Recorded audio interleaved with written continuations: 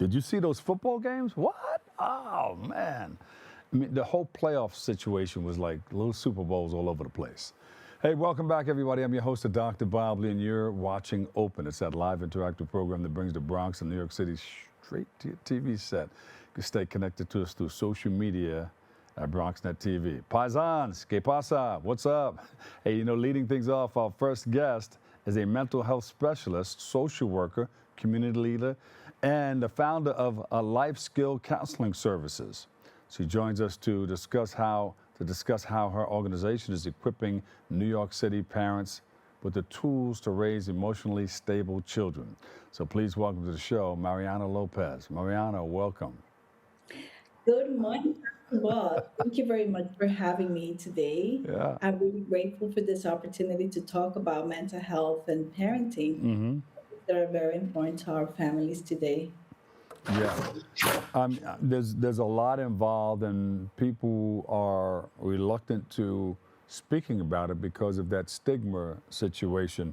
But what are the most common emotional and behavioral challenges you see in our children today? Yeah, I've noticed a lot of changes. Like, for example, today, children are dealing more with stress than ever. I'm seeing a lot of anxiety, depression, low frustration tolerance, short attention span, emotional outbursts, and difficulty managing, big feelings or difficult feelings. Yeah. Many kids are overstimulated, spending a lot of time on their devices. They have less face-to-face interaction, and I've seen that they feel a lot of pressure from school, a lot of pressure from social environments, a lot of pressure from social media. When children don't have the skills to express their emotions with words, you'll see those behaviors coming Yeah. out, and it's very difficult for them to manage those feelings when they don't have the proper guidance. Yeah. So this information age is helping to create a lot of stress uh, for our youngsters. What's the most Where is it coming from mostly, do you think? Most of the stress that our youngsters are dealing with? I feel that a lot is coming from the social media Social pressure media. that they have. Yeah. They're comparing themselves with others. They've been criticized, or they have a lot of peer pressure. So that's what I've noticed. And they have difficulties connecting with their parents or Yeah. having someone to talk to. Yeah. Yeah. And they get a lot of this from school, right? Yes, a lot of times from school, a lot of times from not having this relationship with their parents. With not A lot of times they have a difficulties bonding with their parents as well. Sometimes they have to, I've noticed that they also have to develop like two kind of personalities, like one to deal with their friends at school, Yeah. and Yeah. and then another one to deal with their parents at home. Yeah. I mean, that seems to be kind of normal. That's what we all, even the language when we went outside of the home, what's up? We talk, but when you get home, hey mom, so yeah, Yes. that's kind of normal. That's been happening for generations. But what's the difference between discipline and punishment? Yeah, I think that discipline is there to kind of make the child feel uncomfortable or even humiliate the child, right? Punishing is just, it's not a word that I like, but I still think that parents still punish their children for their behaviors.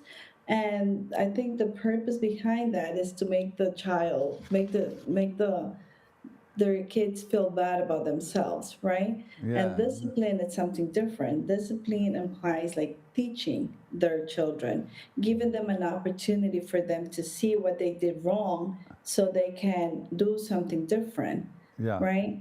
Discipline means like giving them the information, giving them the right tools so they can fix their problems, so they can have some type of self control, they can develop responsibility and make better choices. yeah. They both seem to create the awareness that hey, you did something wrong, but one is saying, hey, and the other one saying, hey, you can do better than this. Yeah, I always You know feel right like from wrong. when you punish the children, right? They always going to feel humiliated and they're not Yeah, going to learn a lesson after that yeah, because you're not telling them what is the reason that you're giving them these consequences, right? And it's always good to give them consequences and also to talk about, to have clear rules at home.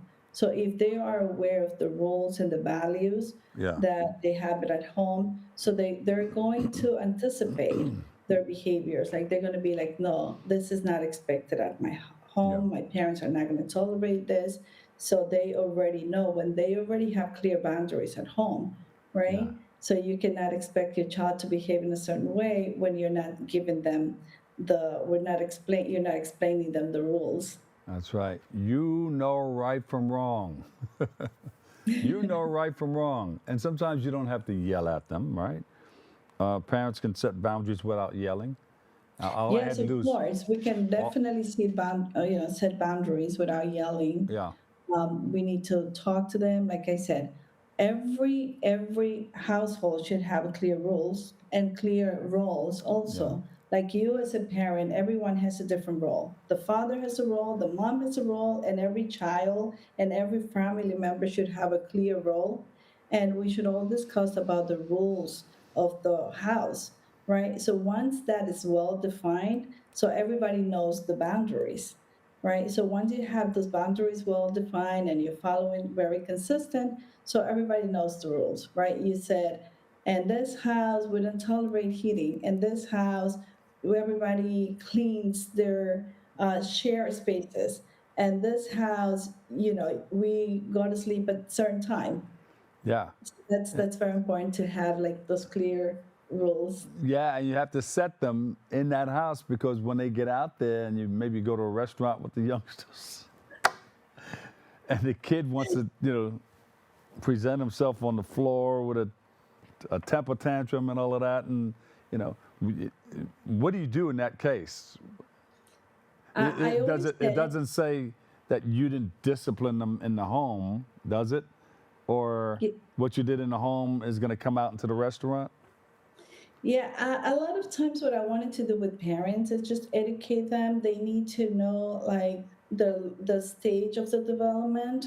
They need to understand what happens Yeah, when a child's 2 or 3. A lot of kids, like for example, at age of 2 and 3, they throw tantrums, like, and it's a normal development. It's a normal behavior at that time, right? They do that because they cannot express, they don't have the language to express, so they're just going to throw tantrums, right? But we need to understand why is this child throwing tantrums. We need to yeah, understand also the developmental stages. So that's why it's so important to educate the parents. It's very important for the parents to understand this, uh-huh. and then they can manage better, those behaviors. Yeah, And in the case a child is throwing a tantrum, I always say, please don't do anything.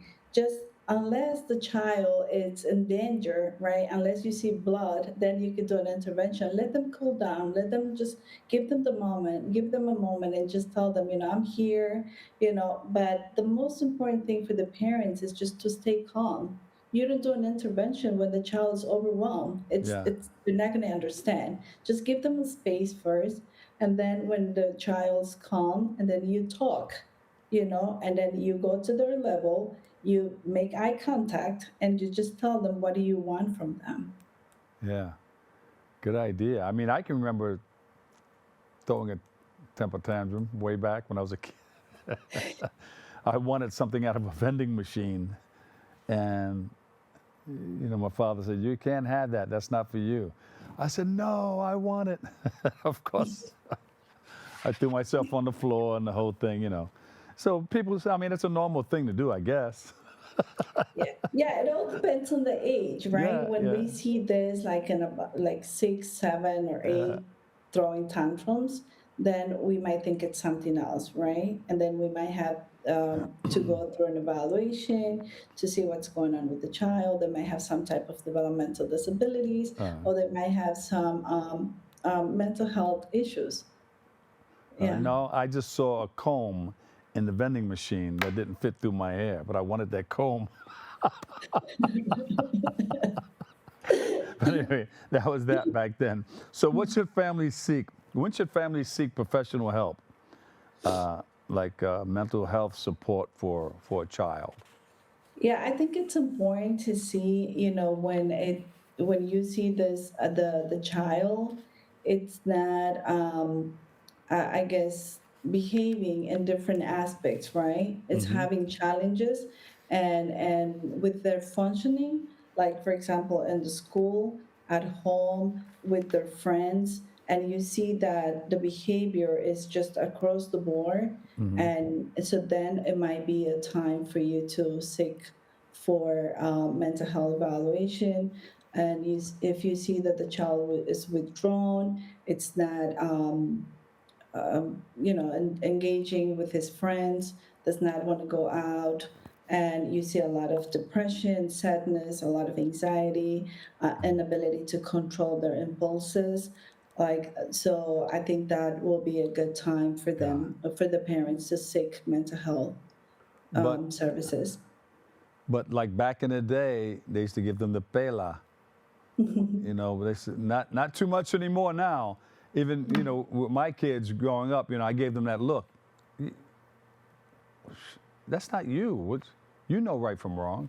And once I give them that look, they know I don't have to hit them. I don't have to spare the rod, so to speak. But that's what they did back in the day. But if you spare the rod today, then you could be in trouble. Yeah, you can get in trouble, yes. And things have changed. Like our Uh, program teaches to the parents like zero tolerance to any type of corporal punishment, yeah. right? So that's why we help them with techniques. We help them with different discipline. We call nurturing parenting, Uh-huh. which is like helping the parents to identify different ways to communicate with children Yeah. and given teaching them a different way, different discipline. Mm. Yeah. That's great. Yeah, I mean, you have all the answers, and a lot of people they want to seek your help, because I mean, there are people with situations that they need a correction for, so they're going to reach out to a person like you. Where can they go to find out more about you? Do you have a website or social media? Yeah, we do have I have my social media. It's Mariana Lopez official. I'll put it on. Okay. Yeah, that's my Instagram, Mariana Lopez that official. And they can also look us at lifeskillsservices.com. There you go, Mariana Lopez, LCSW-R. And she's a psychotherapist and founder, Life Skills Counseling Services, and a trainer and facilitator, Nurturing Parenting Program. We appreciate you. Thank you. Yeah. Thank you very much. Thank you for Okay. having me. You got it. All right, we'll take a quick break right here, but wait, we have more open coming up next.